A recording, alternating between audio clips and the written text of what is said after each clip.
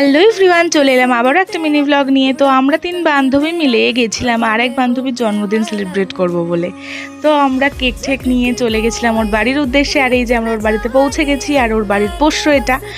আর আমরা তো কি যথারীতি সারপ্রাইজ হয়ে গেছিলাম, কারণ ও ছিল না। তারপরে অনেকক্ষণ অপেক্ষা করার পরে ম্যাডাম এলেন। তো যাই হোক, তারপরে বার্থডে গার্ল রেডি হয়ে কেক কাটতে বসলেন। তার আগে আমরা ওকে দিয়ে দিলাম ওর বার্থডে গিফটটা।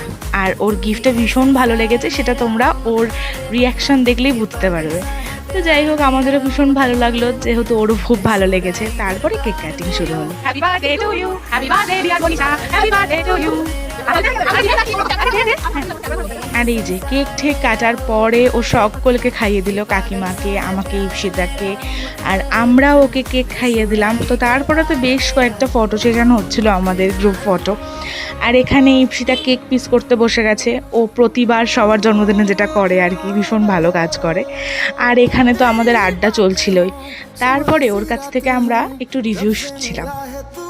আমাদের বার্থডে সেলিব্রেশনটা কেমন লাগলো? অবশ্যই আমরা ফার্স্ট সারপ্রাইজ হচ্ছে, তারপর বলে ভীষণ ভালো লেগেছে। কেকের টেস্টও খুব ভালো ছিল, অবশ্যই আমরা বানাই দিই তাইও। তবে ফটো ফ্রেমটা খুব ভালো, ওটা আমার বার্থডে বেস্ট গিফট।